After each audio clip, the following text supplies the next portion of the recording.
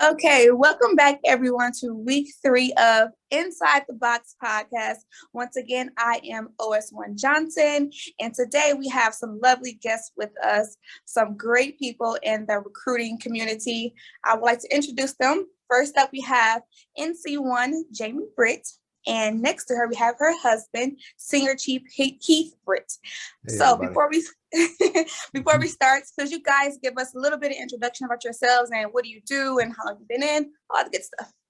Yeah, I'll start. I'm NC1 Jamie Britt, and thank you so much for having us on your show. We're so happy to be here. And I have been in the Navy for 16 years. Now, some of that was active duty time. In my early years in 2005, I joined as an air traffic controller and was stationed at NAS Corpus Christi. And I got out after my first tour and joined the Navy Reserves. And then recently came back as a FTS or a full-time support recruiter. And now I'm NC1. So it's been quite a long journey. And I think I've still got a long ways to go, but it's been great. Awesome. Thank you for that, NC1. Okay, Senior Chief. Yeah. So I'm Senior Chief Heath Britt, been in Navy almost 26 years. I'm retiring October 31st. I'm not a recruiter like my wife, Jamie, but I am. I've been on 5 ships. I've been on 3 air stations, and now I'm currently at a Naval Special Warfare Command here in South Mississippi. Okay, awesome. Well, thank you guys for the introductions. It's lovely. So today, guys, we're going to hit on a few topics, nothing too long. First up, we're going to talk about the reserve program, which is also known as the NAT program. So NC1, you did mention that you came in as a reservist. Am I correct? No, I came in active duty. I did my one tour and then went into the reserves. Okay. How was the transition from active duty to reserves? It was like night and day. So a lot of people get held up because our acronyms are different in the reserves, and the energy is different because you got to think 1 weekend a month, 2 weeks a year, and then the other time you're living your civilian life. So you got to almost put on a different hat. And coming from active duty to reserves was a big transition because I was like, what is going on? Because active duty is a little fast paced. Every day you're doing the Navy thing. Now switch to reserves. I have to remember what I did last month, right? and continue. So it was almost like you had to get back into the feel of being in the Navy every single time you put back on the uniform. Yeah, that's true. So you say you do 1 weekend a month, right? And 2 weeks out of the year. How is it? Is it Saturday and Sunday? And can you choose the week that you want to, or the weekend that you want to drill? Yeah, typically they do have a set weekend, whether it's the third weekend or the second weekend of the month is their set weekend. But because we are civilian most of the time, and a lot of people have careers, they offer flex drilling. So let's say that for whatever reason, my job is going to have me work that third weekend of the month. I can go in and make up my days before that third weekend hits or after, anytime during the month or the year. And my uncle, he was actually a optometrist in the Navy, captain, and he would do all of his days in the summer because he actually owned an optometry business. So they're very flexible because they understand you're trying to balance a career in the Navy. Right. And your annual trainings, do you get to choose where you want to go and do those, or are you still at home when you do your annual trainings? No, I was an air traffic controller, but I wasn't stationed with an air traffic control squadron because we only have 2. We have one in Virginia and one in San Diego, California. So I was cross-assigned because I was in Texas. And so whenever it came time for my annual training, I would have to support whatever mission they were supporting. I was cross-assigned to California, whatever mission they were supporting. Or if I missed those mission days, I could hop on someone else's annual training. So I call the reserves a hidden gem. I've been to London for 2 weeks, Bahrain for 2 weeks. I've explored Paris coming in and out. I've a lot of people go to Hawaii for their 2 weeks. And being a young person who didn't have the money to travel but had the desire to travel, it's so great. The Navy pays for that whole 2 weeks. They paid for our stay, food, gas, rental car, and you get to do your job, your training, and then you go explore whatever country you're in. And it was so awesome. Yeah, that sounds awesome. I love traveling too. I didn't know you get to go those kind of places. Oh, yes. Wow. Yes. And I've worked several, and you don't necessarily have to work in your rate. And a lot of people get hung up on that as well, because they say, well, I want to be this specific rate in the reserves. Right. You don't have to work in that rate. I've done a Markham conference at NATO where all of the admirals of the world, all of the navies of the world came for a conference. So I've saw the Spanish Navy, the Irish Navy,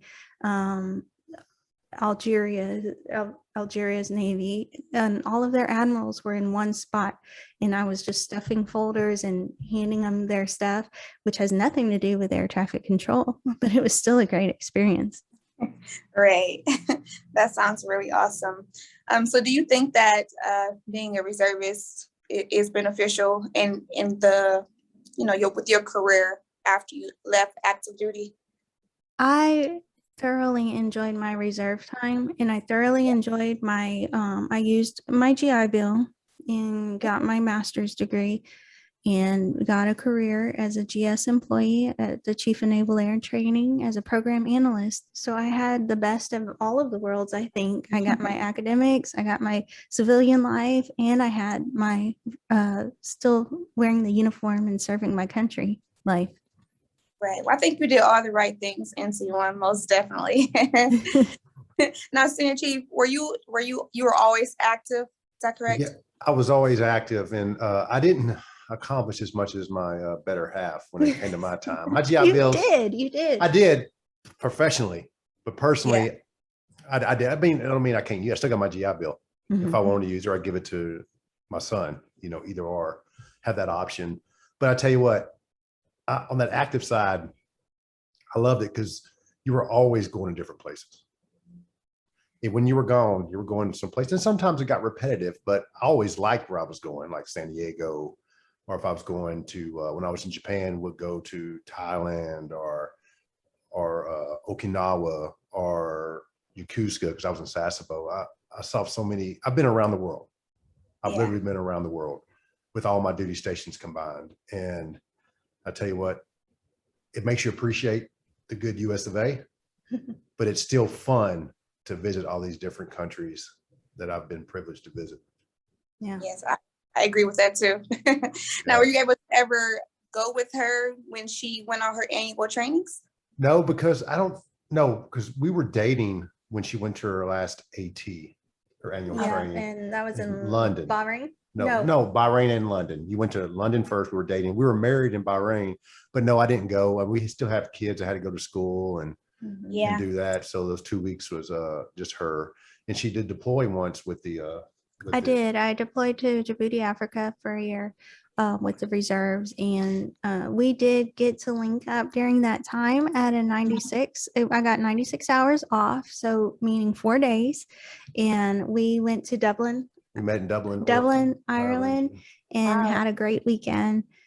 So even though you're deployed or whatever, you can still break away and meet for a weekend or have whatever. Some downtime. Yeah. Now, when I was in London, a couple of guys had their wives fly up and they went to Paris for the weekend. So. Awesome. Well, that's what's up. So just to wrap the reserve program up, do you have any advice or tips to anyone who is looking to join the reserve program in the Navy? Yeah, I would definitely tell you to not turn your nose up at the reserves. A lot of people say, no, I want active duty, or no, I just rather stay at home. And when I talk about the 2 weeks that you might have to go away, there are opportunities for you to stay inside the United States or inside your state or area and work your 2 weeks as well, depending on what's going on with your family. And it, like I mentioned before, it's so flexible for your lifestyle. And I always did my 2 weeks right before Christmas time so that I would have that extra money to spend, during the holidays. So you can kind of arrange your life to fit what fits into your life if you're thinking about going reserves. And even if you do have a career or you're going to school or whatever it may be, the reserves does not hinder, it only adds to that experience. Awesome. Well, thank you. I agree with that too. So if you would like to go to reserves, definitely do your research, and it could be beneficial for you and what you have currently going on. So thank you, Nancy. One, thank you, Sam, for that topic right there. Now, next up, so you guys mentioned that you were married. I heard some kids in there. And a lot of people who wants to join the Navy, they do have spouses and they do have children as well too. So could you give us a little bit of background about how you were able to join the Navy with children? Yeah, so my oldest son was 18 months old when I joined. I was married and I joined active duty. And I remember laying in boot camp, laying in my rack, thinking I made a huge mistake. I was missing my baby. And I was like, what did I just do? But prior to that, prior to me joining the Navy and talking to a recruiter, my son had gotten sick and I didn't have health care for him. And, a lot of people say, oh, I could never leave my child. That's so scary. No, the scariest thing in the world is watching your baby be sick and you don't have health care for that child or being able to take care of him. That's way more scary than having to leave him to go to boot camp and better his life. So it was so tough to join with my son, but I just had to keep thinking like, okay, this is for him. This is a sacrifice that I'm making right now. And now he's 17. He's getting ready to go to college. He's graduating this year. And he's resilient and he's strong and he's had the best health care. And if I could go back and do it all over again, even though it was so hard, I totally would. Yeah. A lot of people do, struggle with that decision, especially having younger children as well too. A lot of people don't want to leave their children. I don't have children myself, but I can understand the fear of. There's no sugarcoat. It's hard. Yeah. But like I said, it's a lot harder and a lot scarier to watch that baby be sick and not being able to take care of them. Right. And you did mention that you were married as well too when you joined. It was a previous marriage so that was one of the things, because there's single parents aren't allowed or don't have the same opportunities as those that are married. So I was married and was able to go active duty at that time. And then later on became a single mom in the Navy. So I lived that life as well. Now, was it hard joining, like the paperwork process and just the process in general? Was it harder, do you think, that because you didn't have a spouse and a child? I don't think so, because I'm pretty sure my recruiter took care of all of that. So I just have to get those documents over to him. And I don't think there was anything that I needed to do extra on my part other than just getting their documents to him so that they could record it properly. Okay, awesome. Well, now that you two are married, how do you, both perspectives, being in the Navy, married, is it easy? Is it hard? Can you speak on that for a little bit? You go. Well, anytime you're married, oldest one, there's a give and take, right?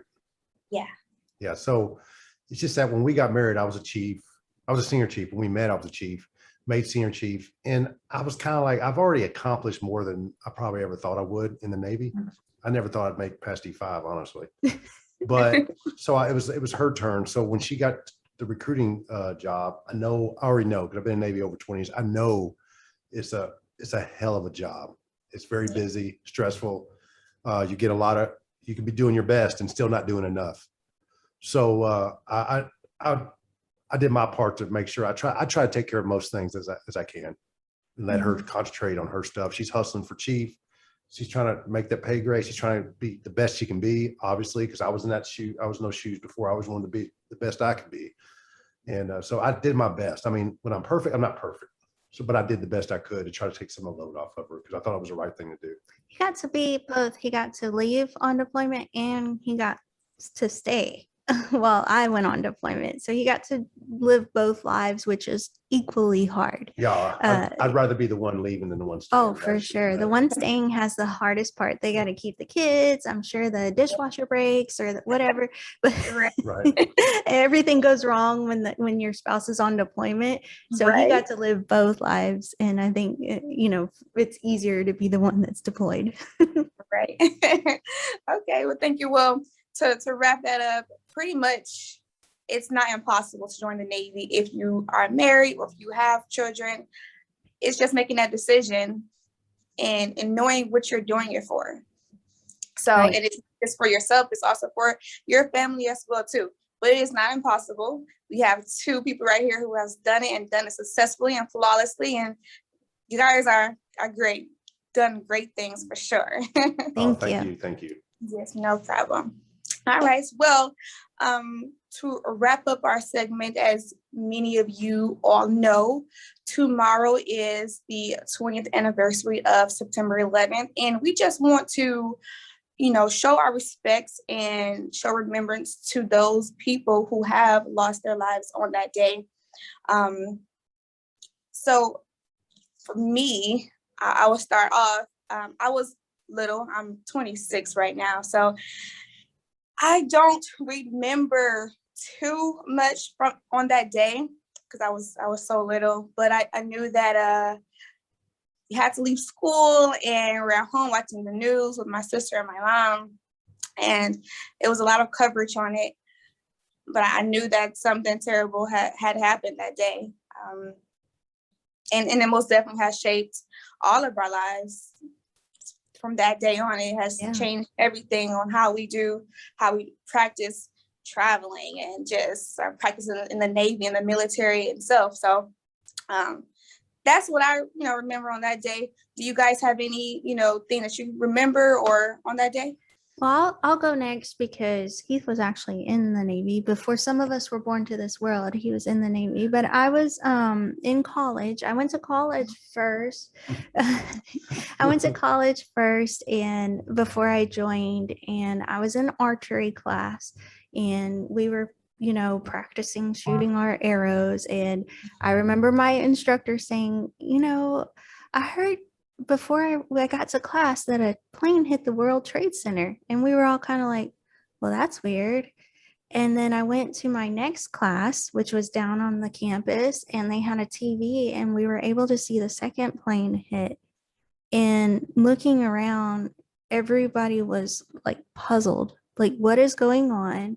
What is happening here? Is this real? And then after that, we felt panicked. I remember not really knowing what to do. I called my parents. What do I do?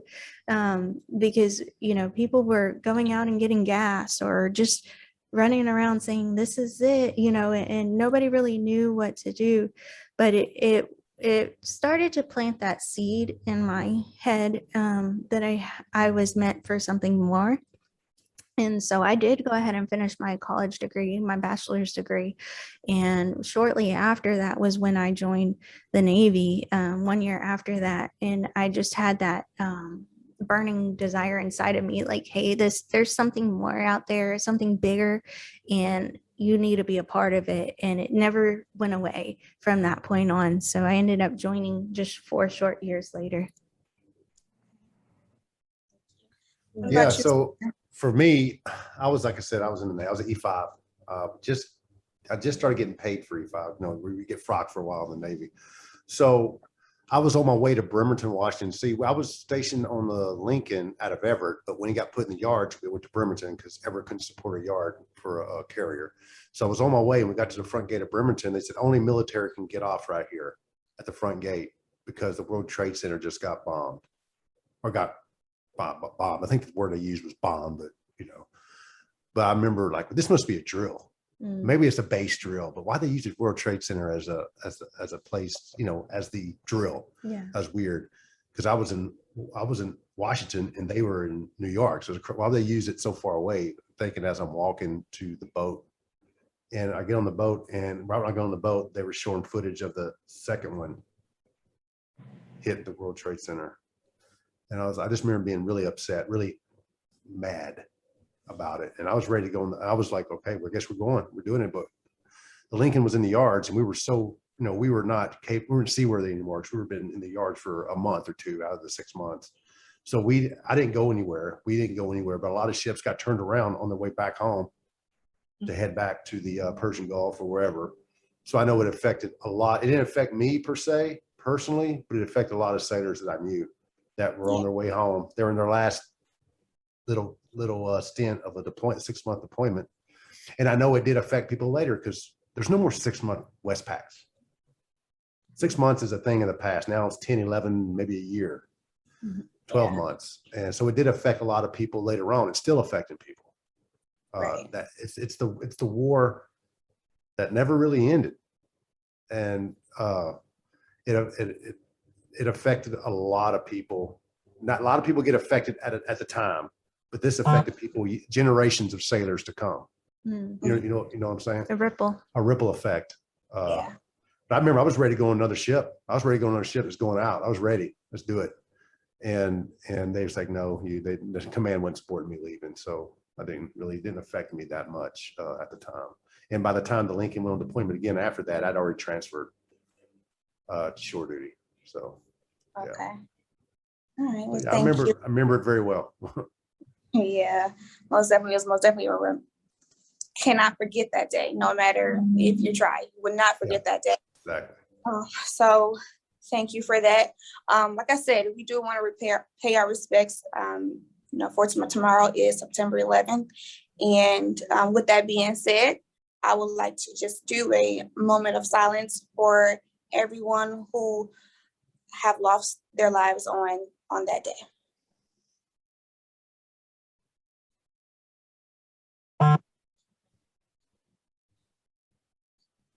Okay. Thank you all. So I appreciate you both being here on today's podcast. It was a short notice, but you guys came through, so I appreciate that. And that's what Navy family is for. And actually, we just met, guys. So we did. But we literally just met, and that's what it's all about. You meet people, you make these connections, and you network. And hey, Navy family, we're gonna stick together for sure. That's right. Definitely. But thank you once again. I appreciate you guys for being on our podcast, Inside the Box. And any last words that you guys want to say? I do. I'm not a Navy recruiter, but to anybody that hears this that's on the fence, it's been the best decision of my life. I've been treated fair for almost 26 years. I got advanced because I worked hard. So I was paid to work hard, and I got taken care of because I worked hard. So if you're willing to work hard, the Navy's for you. Yeah, definitely. I agree. Anything else from you, NC1? No, I just thank you so much. We appreciate inviting us on your Inside the Box podcast, and looking forward to having y'all on our podcast, the E14 podcast. Definitely. Yeah. Yes, I can't wait. Well, until next time, guys. Peace. All right, and it's a wrap. That was great. So, do you have a Gmail? Because we're gonna download this to a Google Doc. Yes. Yeah, just send me the Gmail, and I think that